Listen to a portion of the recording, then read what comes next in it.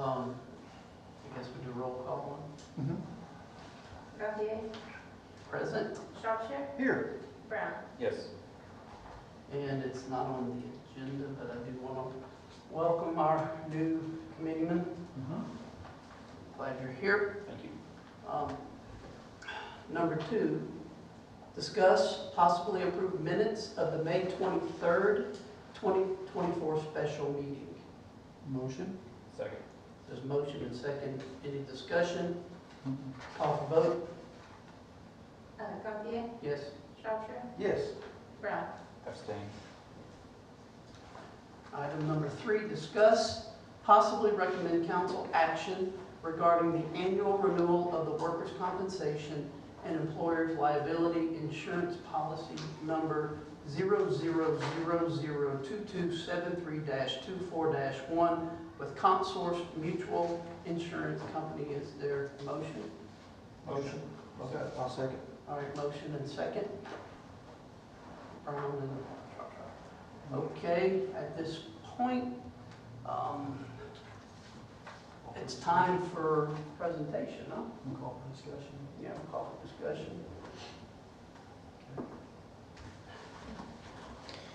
All right. Well, good evening, everyone. You've got the proposals in front of you. I've got a paper copy as well. So, relatively, really good news. So we've got the renewal in front of us. Back in the fall and earlier this year, we had talked about what we were budgeting for, what to expect with the modifier rating increasing quite a bit from last year. So in that proposal, the 2 main pages I'm going to focus on are going to be page 6 and page 7. Okay, now this single page that you have printed off right here, this is the top of page 7.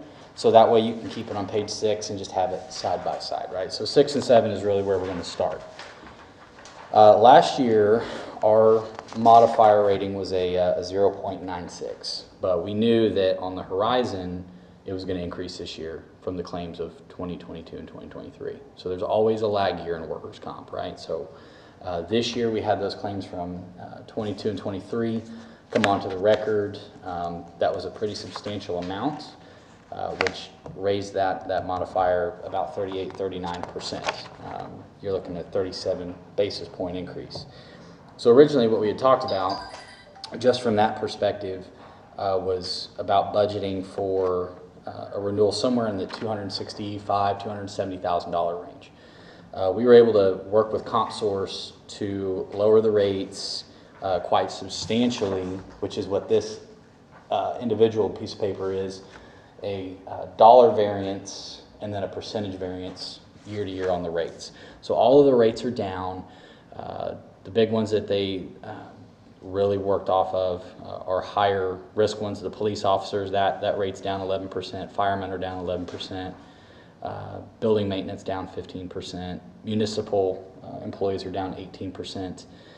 So they did as much as they could to offset the modifier increase. You have to use the modifier rating. You can't really do anything about that, but that's where, you know, we've talked in the past about getting the credits, getting lower rates. So they were able to put additional credits in there, knowing that this is just one bad year. This current year that we're in, these claims up until August 1st of this year, when we roll into this, our modifier should drop next year. This is just a slight up. Next year, we're going to have $160,000 worth of claims fall off the record, and we're going to replace it with, you know, a number substantially less than that. So this is just a one-year thing. Then we'll go right back down. So that's another reason why CompSource was so diligent in their numbers here. So looking at page 7 is where you'll have the side by side of those modifiers, and then again that Excel sheet, and then page 8 is going to be your premium comparison. So last year at this time, our premium was $187,585. We were able to negotiate the premium down to $219,200.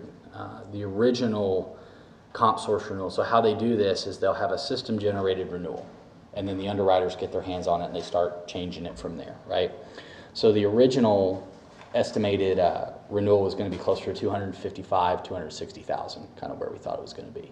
But again, we worked with them, and they're happy with you all as a client. They know this is just a 1-year off thing. So they dropped the premium a good $32,000, $33,000.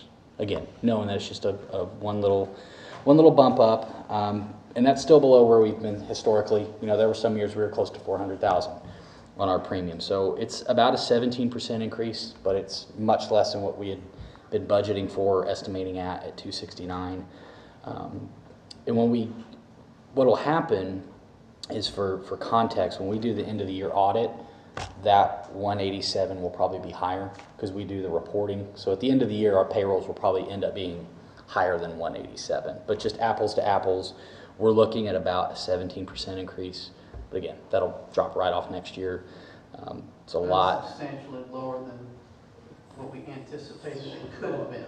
Yeah, what was $50,000, I think, is less than what we budgeted, which is great. You know, now we can reallocate that $50,000. So, you know, that's it's a testament to CompSource, and it's a testament to the team, and you know, Zach and Courtney and Lisa doing a great job on the claims, working with us. CompSource was really happy with the work they're doing. Every month we're getting loss runs. This year we've done really well. The 23-24 year. In total, I think we've had $85,000 in claims, but 80,000 of it is in reserve, so it means it hasn't been paid out yet. So at the end of the year, it could be half or a third of that. So the team here at Pryor is doing a fantastic job. So that decrease is just as much them as it is us working with CompSource. So pat on the back to Lisa, Courtney, and the mayor for working with us. They really dive into that, and you know, 2 years ago, it's what we promised to do. They've kept us on our end of the deal, so we appreciate the hard work that they do. But it's all great. I mean, yes, it's an increase, but relatively, it's a lot less than what we expected. So, any questions? Anything we want to go over? I'm going to try to keep it semi-brief, unless there's anything that. Well, I know you've spoken to us two at length about this, so I'm going to ask. Oh, your first time in? Yeah, that's right. Assuming the modifier goes up based upon claims. Mm-hmm. Yeah. Besides having less claims, how can you make the modifier go down? So other than having less claims, it's payroll. So really what it is I'm going to kind of nerd out here. So all the modifier rating is an industry average based on your payroll, how much you should turn in claims versus what you did. So other than lowering the claims, if you have more payroll, which just means we're bigger, and in the grand scheme of things, if we don't have any claims and we're bigger, we're outperforming the industry, right? So we get credited that way. It's So one the baseline? yeah, So, yeah, very good. okay. Yeah. So we're a Yeah. third above. Yeah, so we're a third above industry average for a similar sized municipality, right? Based on the rates and claims and our payrolls and stuff like that. You know, last year we were a 0.96, so we were 4 points better than average. So it's almost like a golf score, right? We call it par. So we're a little bit over par this year, but it fluctuates. It's the previous 4 years. The past year that we're in is kind of on deck, if you will, for sports reference. So it's the 3 prior years in claims, and they average those out. So yeah, other than claims, I mean, you know, it'd be nice if we could double the size of the staff and all that. Blow up your payroll, right? You kind of influx it, but Want to contribute to the city's general? you know, we could maybe talk about that. Yeah. You know, we help out with the golf course and some other things like that. But yeah, other than claims going down, there's only so much you can do. But that's where the rates and the credits come in, right? Carriers get a little bit more flexible on that. Didn't we make a change last year too, as far as claim workers' comp? What was that? What were we doing there? Oh, some of the procedures? Mm-hmm. Oh, yeah, I took his advice that he gave before he was our broker. And certain claims, I don't take the compensation for salaries back because it's state law that we have to pay our police officers and firefighters anyway, as if they never left the job, if they're out of work, if they were injured on the job. And so instead of like, hey, I want their check back from CompSource, I stopped doing that, and that makes our claims a lot smaller. Okay, I knew we had done something, and so that makes another difference. Yeah. Tyler. Yeah. It keeps it in a different kind of, what was the rate, like medical only? Yeah, so versus- versus indemnity, yeah, versus lost time. So when our guys, now granted, this is department by department, right? So if you have somebody who's injured and they come back to work within 3 calendar days in the state of Oklahoma, that claim's medical only, and then the penalty of that claim gets reduced by 70%. So we could try to get them on light duty. Now, I know firemen, EMS, police may not have return to work, we get that, but we've been able to get a few people that normally would just be like, hey, we'll pay your salary and be off for a day. That balloons that modifier. We've changed that in the last year or two. So you'll see that next year. You'll see a whole lot more medical only claims as opposed to, Johnny missed a day because he's, cut his finger and he missed, from 3 to 5 and we just paid his salary. That's a rolling average because as that drops off, we have the better Exactly. years. Yeah. That gives the rolling average. Yes. One other curiosity thing I had was I love it. Yeah. if we push certain programs, does that help lower it? Like safety program, like you do a defensive driving course, your rate goes down. Yeah, you can. So what that'll do is they don't necessarily have like a safe driver credit. Like I'm going to kind of use some personal lines Right. insurance here. So like drive safe or driveways or whatever the little plug-in things are. But what we do is when you have a program like that and you say, hey, we're enrolling our municipal guys to do this, this, and this, we can take that to comp source and say, this is another reason why you need to give them this pricing relief. And we've also had Ed Shepard come out. He's a loss control consultant for Brown & Brown, or for CompSource that works with us. And he's been out and he's worked with Lisa and the team. So there's things that you won't see monetarily like in the proposal, but it's all back of house stuff that can work. So any kind of updates, programs, additional trainings that you get, that's just more ammunition. And safety meetings and things like that you were talking about Yep. too would be a big part of that. Oh yeah, knowing how often we're having safety meetings, we're updating the safety manual every year, we've done this and that. It just shows that you're being proactive, you've got some skin in the game, if you will. That is what can push an underwriter over the top to say, okay, instead of giving them, a 25% increase, we can knock another 9-10% off. So that's how the sausage is made. I don't run the department. How are we doing with that? Sorry, I was yawning, I didn't hear you. There's a safety meeting about getting enough sleep during the day before you come into work. Oh, yeah, well, great.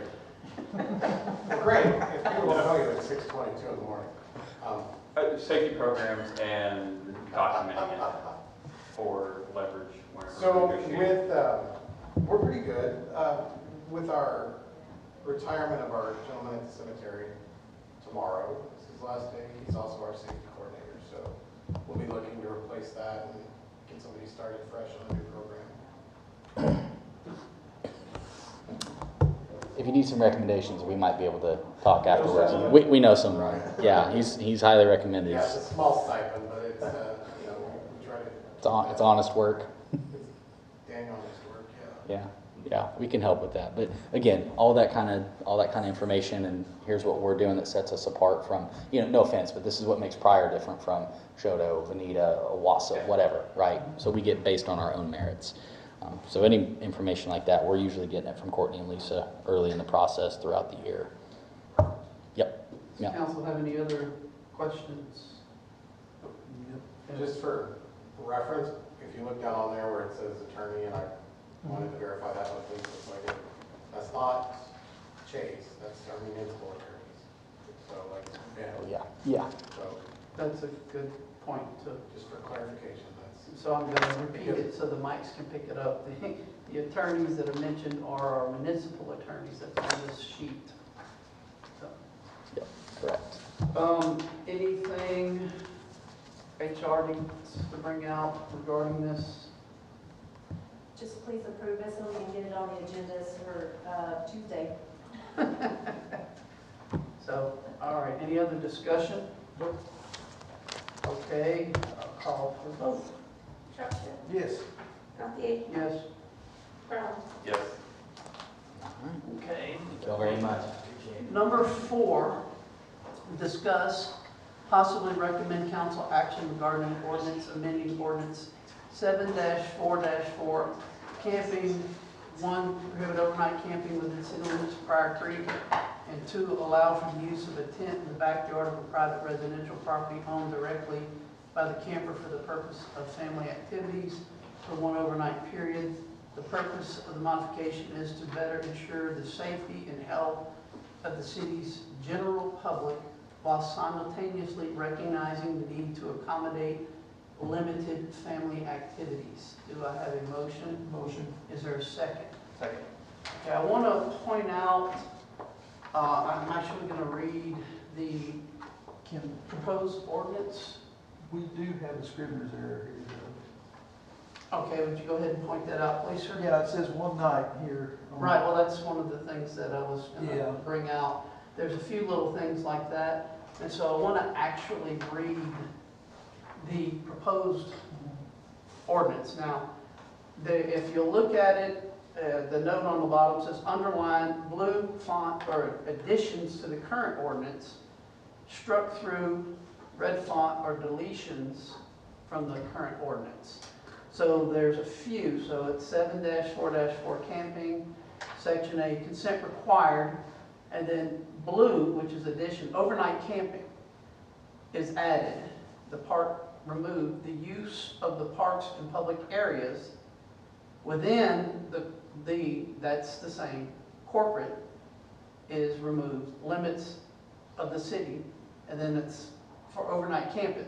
So it's changing here from just the parks and public areas of the corporate limits, and just saying limits of the city, is prohibited without consent of the mayor and city council, 1988 Code 11-103. So basically, it's broadening, if I'm understanding it correctly, to include not just city property.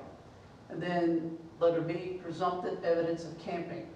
The installation or stopping of any trailer or the erection of any tent or shelter after 1 hour before sundown in the park areas of the city shall constitute presumptive evidence of the breach of this section.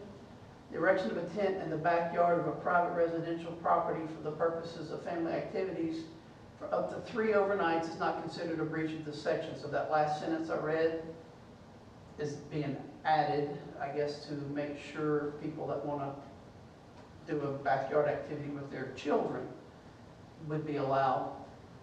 Letter C, waiver. The foregoing prohibition and penalty may be waived by the mayor and city council in favor of any organized group or association for such time as specified not to exceed 5 days and nights consecutively. That's already there. And then this next section, letter D, this entire section, time does not legalize, no lapse of time can legalize any overnight camping in existence at the passage of this modification, 1988 Code 8-203, which means, from my best of my understanding, there's no grandfathering, as well as I would also assume if they set it up for 3 or 4 days and they're not caught, then all of a sudden they're discovered, my understanding would be that that would still mean, hey, wait a minute, you still can't say you've already set up, you're still not going to be able to, if that understand it correctly.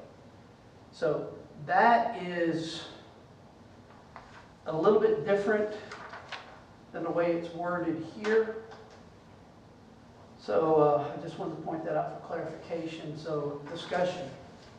Yeah, over there where it talks about family activities, on the agenda it says for 1 overnight period, and in the ordinance over here it says for up to 3.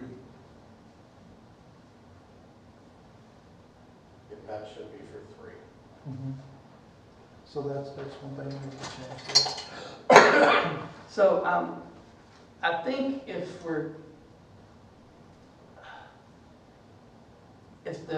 the motion would be to adopt the ordinance as presented here versus here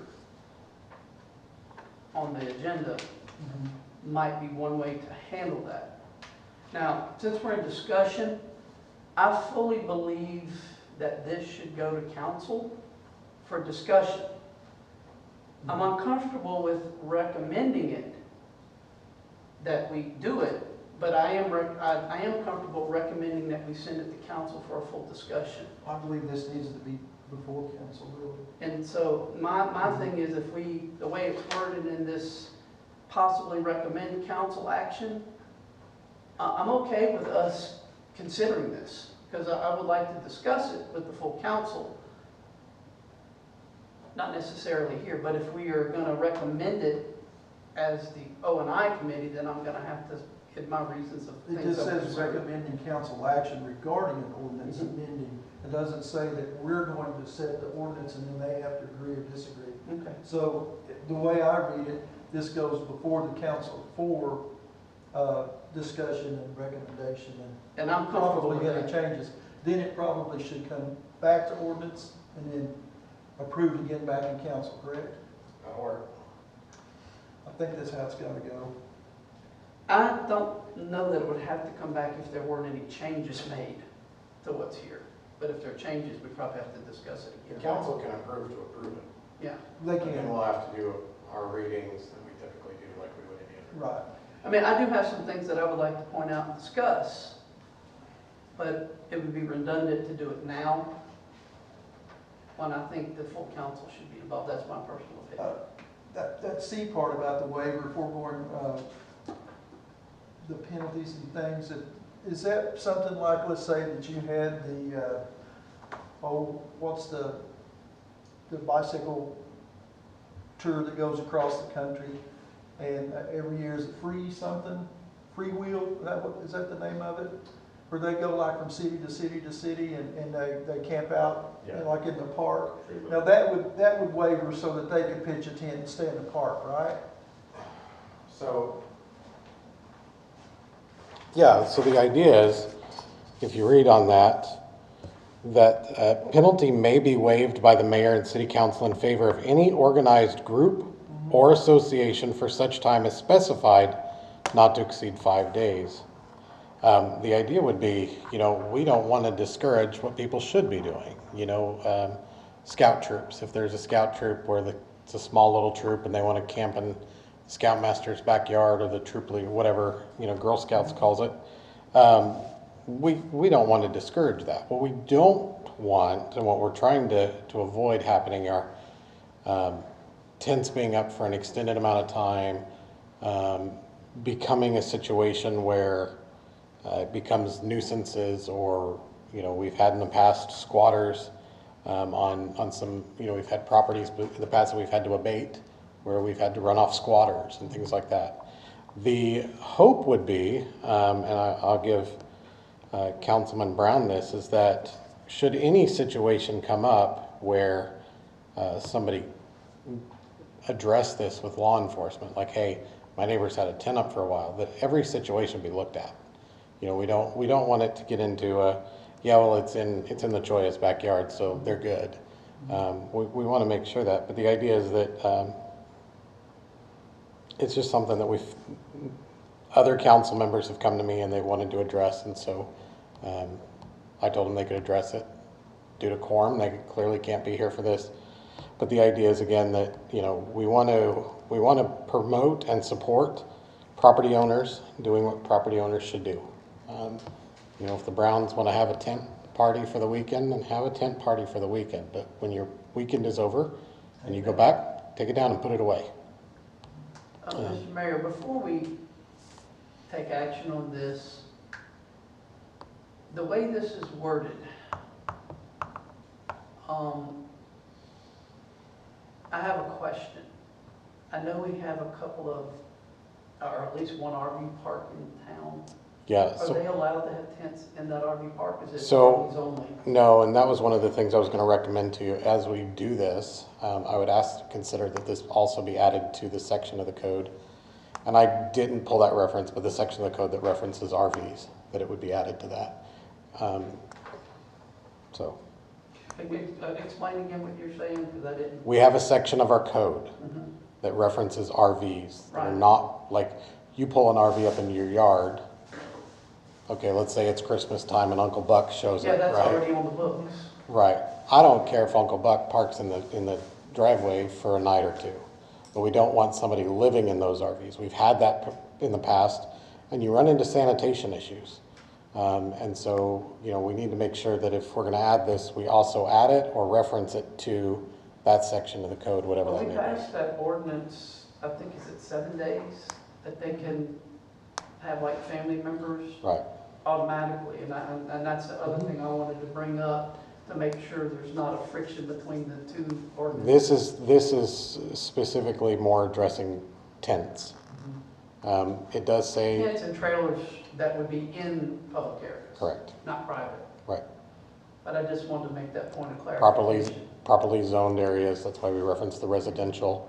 You may want to increase that trailer to include. So let me remind you, ordinance committee can make these recommended changes. That's why we brought it to you. That was the idea. Yeah, I think Choya has a valid point. Trailer or motorhome. Yeah, that type of thing, we've had some But- issues with that too. To include, so I would make a suggestion before you just Yeah. pass it up to the council. So the installation or stopping of any trailer or motorized camper. Yeah, however you want to. I'm seeking advice, because I'm looking at the city code. for the camping part or The RV park, Recreational vehicles. yeah, it's under trailer parking. It has to do with all sorts the, of of any trailers. trailer. I don't remember what the number is. So be careful, because a trailer park is different than what we're referencing. No, we were talking about, utility trailers, any type of trailer you had out in front of your home, it had to be at least back, to the edge of your, Yeah, I don't, in this instance, I don't care about those right now. right, I'm talking where people are sleeping right. and dwelling in a tent or a camper. Sure.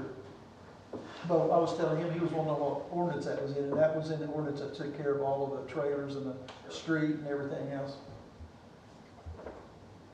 But we need to make a, Yeah, but I'm also thinking, because we could say a motorhome, but that wouldn't prohibit, like if you have a pickup truck camper. So we have to have some kind of wording that would include all types of hard shell campers, if you will, or pop-up campers as well. I don't know how to actually word that.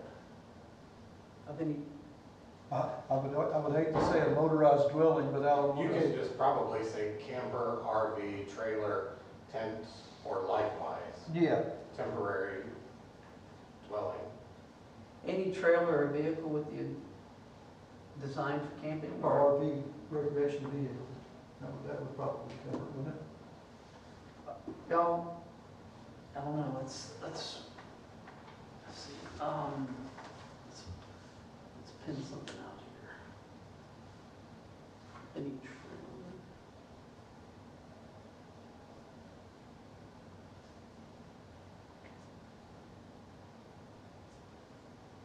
Is it in the junk motor vehicle or storage parking or leaving prohibited part? What was that? I don't remember where it Junk was. motor vehicles. No, I storage don't think parking it's and- there, it's, Or leaving prohibited. I know we had one where we dealt with, they can't park them in the right-of-ways and all that stuff. It may have been in that section. Is that where it was? It was in the trailer section. So you can't park in a right-of-way, you can't block a driveway, They you have can't to block a park sidewalk. So far back so you can't block the view, et cetera. Mhm. If you're on the city code online, there's a search. Search And if engine. you- Yeah, if you search Search RV, I think it's for a recreational vehicle, either one, it'll pop up everything that has to do with that. that's Yeah, we could just start with RV, couldn't we?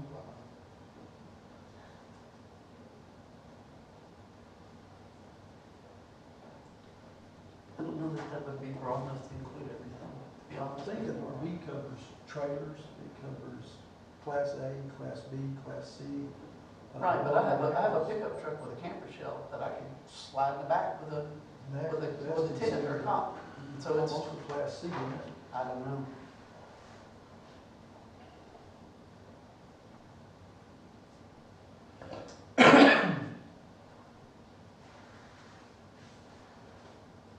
I don't know if this is too wordy, but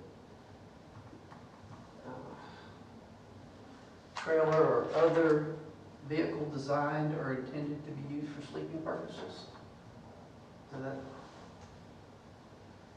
You could probably more or less just say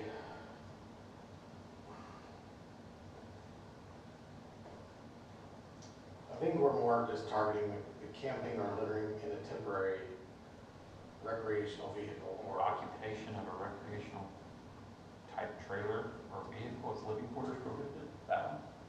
Is that the one we're talking about? I think so. 54C12. So what does it say? Occupation is temporary or permanent living quarters of camping trailers, travel trailers, motor homes, or other recreational type vehicles or trailers parked or stored within the corporate city limits is hereby prohibited, except as may be otherwise authorized by another provision of the city code.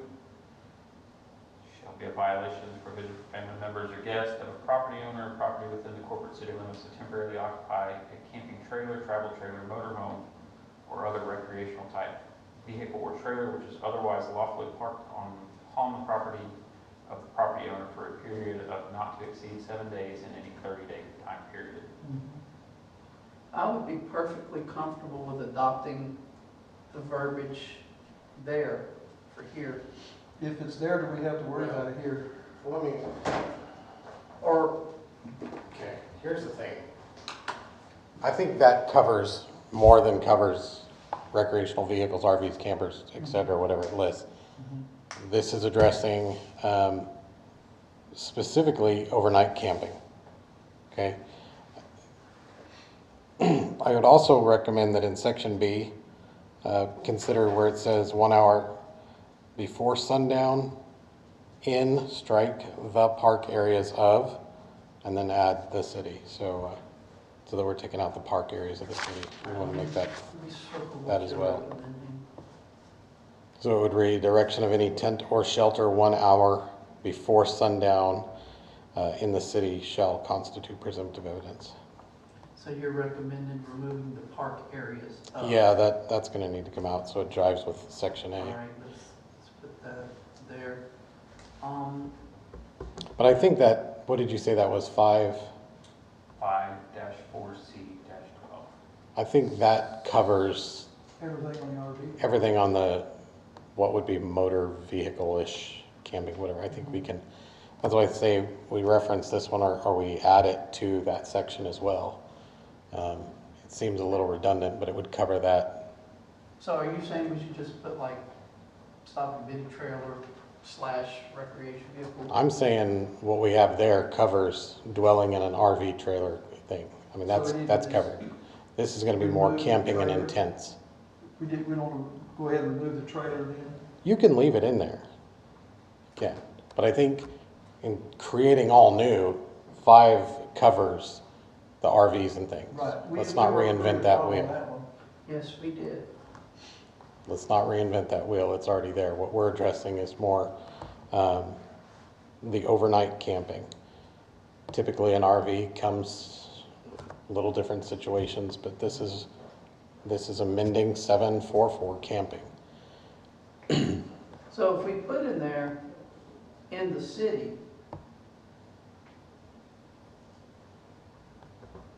we're gonna also have to make a notation for like the RV park. Well, I don't know. No, No, that's Because it's not actually, camping. I think that's going way too far into this. they're actually paying for staying there. Okay. Most of those RV parks also have electricity and utilities, And so. water dumpage, things like that. Right. So, as I'm understanding it, the only, so you're okay with leaving it except for the park area? Park areas of, Is there anything else you're wanting to modify? not now, because we've got everything That's covered fine. in that other one. How So about you? I'll amend my motion to take out the park areas of, in that first sentence of that. Of letter, of section B. B,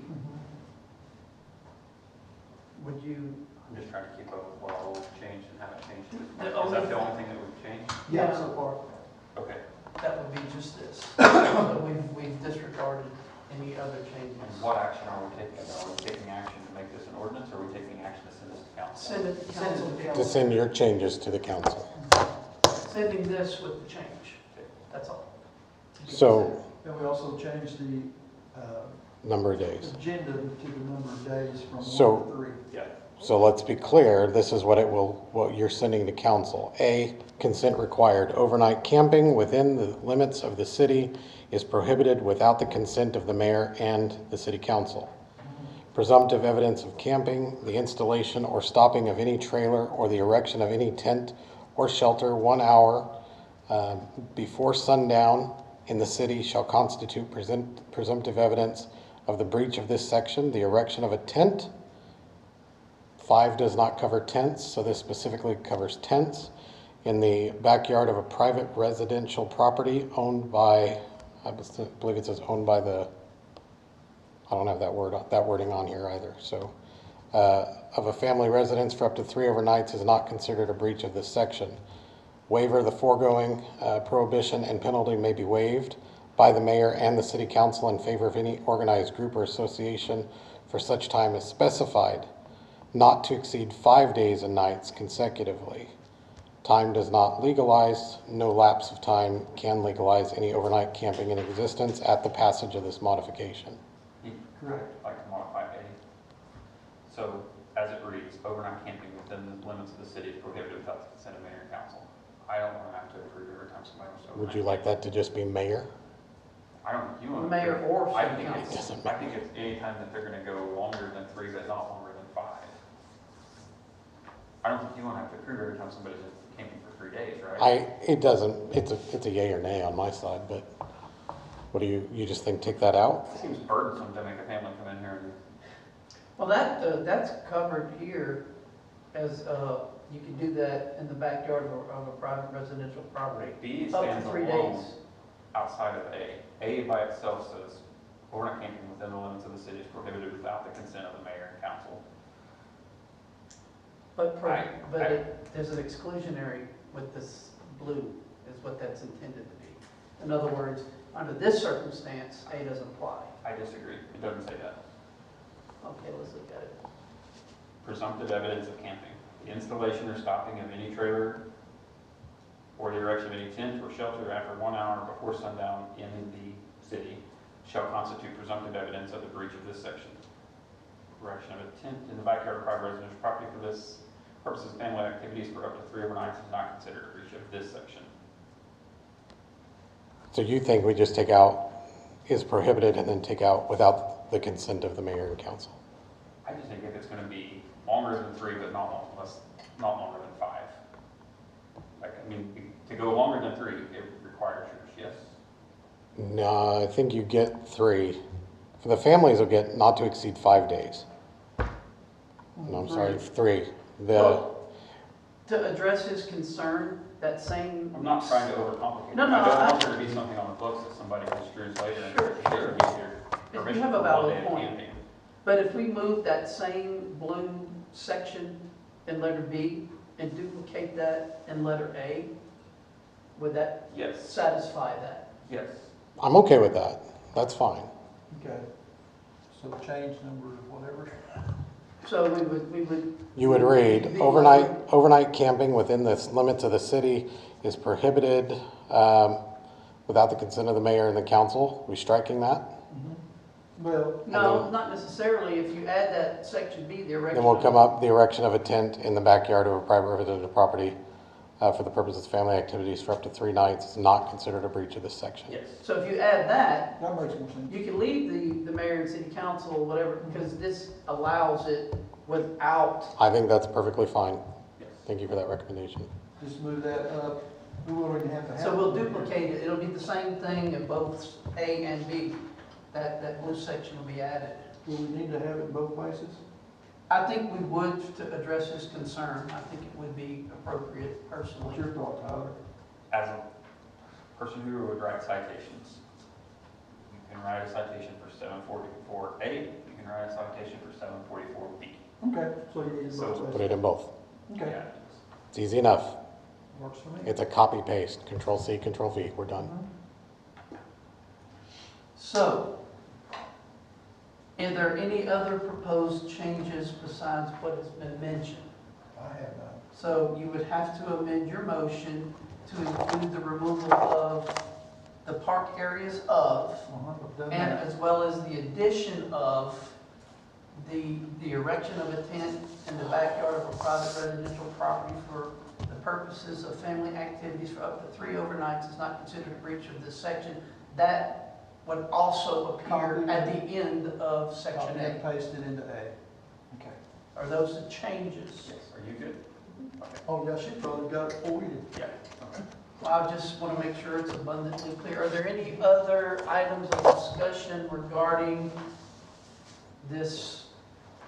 And it is clear that we're going by what's here, not necessarily what's on section 4, because there were some changes. So I'm trying to make that clear before we vote, that we're going by what's on the packet.